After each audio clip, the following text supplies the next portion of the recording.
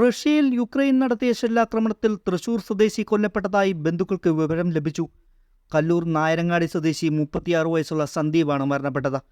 ആശുപത്രിയിൽ മൃതദേഹം Russian Malayali association അംഗങ്ങൾ തിരിച്ചറിഞ്ഞതായും കല്ലൂരിലെ വീട്ടിൽ അറിയിപ്പ് ലഭിച്ചു. സന്ദീപ് ഉൾപ്പെട്ട സംഘത്തിന് നേരെ ആക്രമണമുണ്ടായെന്ന് റഷ്യൻ മലയാളി ഗ്രൂപ്പുകളിൽ വാട്സാപ്പ് സന്ദേശം പ്രചരിച്ചതോടെയാണ് വിവരം നാട്ടിലറിയുന്നത്. എന്നാൽ എംബസിയിൽ നിന്നുള്ള ഔദ്യോഗിക സ്ഥിരീകരണം തിങ്കളാഴ്ച ലഭിക്കുമെന്നാണ് റഷ്യയിലെ മലയാളി സംഘടനകൾ ബന്ധുക്കളെ അറിയിച്ചിട്ടുള്ളത്. സന്ദീപ് ഉൾപ്പെട്ട 12 അംഗ റഷ്യൻ പട്ടാള പട്രോളിംഗ് സംഘത്തിനു നേരെയായിരുന്നു ആക്രമണം എന്നാണ് ബന്ധുക്കൾക്ക് ലഭിക്കുന്ന വിവരം. ശനി ഞായർ ദിവസങ്ങളിൽ എംബസി അവധിയായതിനാൽ അധികൃതരുടെ ഔദ്യോഗിക അറിയിപ്പും ചിത്രങ്ങളും അടുത്ത ദിവസമേ ലഭിക്കൂ.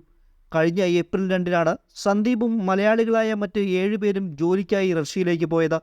മോസ്കോയിൽ റെസ്റ്റോറൻറ്റിലെ ജോലിക്കെന്നാണ് വീട്ടുകാരോട് പറഞ്ഞിരുന്നത്. എന്നാൽ പിന്നീട് റഷ്യൻ സൈനിക ക്യാമ്പിലെ ക്യാൻറ്റീനിലാണ് ജോലിയെന്നും സുരക്ഷിതനാണെന്നും സന്ദീപ് വീട്ടുകാരെ അറിയിച്ചിരുന്നതായും പറയുന്നു. അതേസമയം റഷ്യൻ പൗരത്വം ലഭിക്കുന്നതിനായി സന്ദീപ് സൈന്യത്തിൽ ചേർന്നതായും വിവരമുണ്ട്. മോർച്ചറിയിലാണ് ബോഡി സൂക്ഷിച്ചേക്കുന്നത്. ഇതിപ്പോൾ 2 ദിവസം മിലിറ്ററി അവിടെ ഓഫീസ് മുടക്കാണ്. അപ്പോൾ അവർ അപേക്ഷ കൊടുത്തിട്ടുണ്ടെന്ന് പറഞ്ഞു കൺഫർമേഷൻ ലെറ്ററിന് വേണ്ടിയിട്ട്. പക്ഷെ ഫോട്ടോ അവർക്ക് എടുക്കാൻ സമ്മതിക്കില്ല. അപ്പോൾ കൺഫർമേഷൻ ലെറ്റർ ഔദ്യോഗികമായിട്ടുള്ളത് നാളെ രാവിലെ സ്ഥിരീകരിച്ചിട്ട് അവർ തരുമെന്ന് പറഞ്ഞിട്ടുണ്ട്. അപ്പോൾ നമുക്ക് ഇങ്ങോട്ട് വാട്സപ്പ് ചെയ്ത് തരാമെന്ന് പറഞ്ഞിട്ടുണ്ട്. അപ്പോൾ അതുമായിട്ട് കളക്ടറെ ബന്ധപ്പെടാനാണ് അവരവിടെ നിന്ന് അറിയിച്ചേക്കുന്നത്. പക്ഷെ നമ്മൾ കളക്ടറെ ഓൾറെഡി നമ്മൾ പഞ്ചായത്ത് അധികൃതമായിട്ട് ബന്ധപ്പെട്ട് കളക്ടറെ ഇൻഫോം ചെയ്തിട്ടുണ്ട്. അപ്പോൾ കളക്ടർ അതിൻ്റെ പേപ്പറുകൾ മൂവ് ചെയ്തിട്ടുണ്ട്. അപ്പോൾ അതിന് മുമ്പ് തന്നെ നമ്മൾ ഈ വാട്സപ്പ് സന്ദേശം പ്രചരിപ്പിച്ചതിൻ്റെ അടിസ്ഥാനത്തിൽ നമ്മൾ മാൻ മിസ്സിംഗ് എന്നുള്ള രീതിയിൽ എംബസി വഴിയും അല്ല നോർക്ക് വഴിയും നമ്മൾ അന്വേഷണം തുടങ്ങിയിരുന്നു. അതുവഴി എംബസിയിൽ നിന്നൊക്കെ നമുക്ക് തിരിച്ചന്വേഷണം വന്നു. പക്ഷെ ഇപ്പോൾ മരിച്ചു എന്നുള്ളത് കൺഫർമേഷനായി.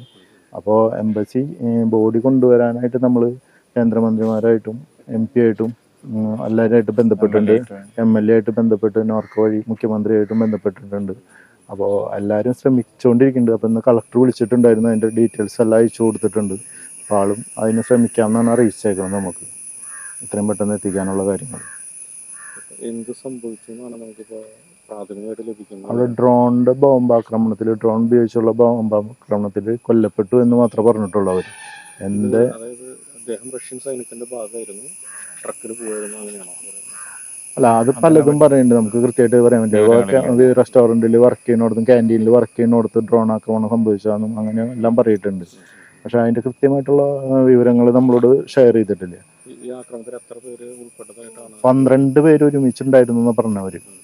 അതിൽ ബോഡി കിട്ടാൻ ഇത്തിരി വൈകി, എന്നാലും കിട്ടിയിട്ടുണ്ട്. ചിലരുടെ കിട്ടിയിട്ടുമില്ല എന്ന് പറയുന്നുണ്ട്. പക്ഷെ സന്ദീപിൻ്റെ കിട്ടി മോർച്ചറിയിലാണെന്നാണ് പറഞ്ഞത്. തിരിച്ചറിയാൻ കഴിഞ്ഞിട്ടില്ല. അത് നാളെയാണ് അതിൻ്റെ ഇത് നടക്കുള്ളൂ എന്ന് പറഞ്ഞു. പക്ഷെ അവർക്ക് കൺഫർമേഷൻ സൈന്യം കൊടുത്തിട്ടുണ്ട്. പക്ഷെ ഔദ്യോഗികമായിട്ടുള്ളത് നാളെ കിട്ടിയിട്ടുള്ളൂ എന്ന് പറഞ്ഞു. അപ്പോൾ അവിടുത്തെ ഇന്ത്യൻ എംബസി അവരെ ബന്ധപ്പെട്ടിരുന്നു എന്ന് പറഞ്ഞു. കൊണ്ടുപോകാനുള്ള കാര്യങ്ങളെല്ലാം നോക്കാമെന്ന് പറഞ്ഞിട്ടുണ്ട്. നാളെ വീണ്ടും കോൺടാക്ട് ചെയ്യാമെന്ന് പറഞ്ഞേക്കണം അവർ.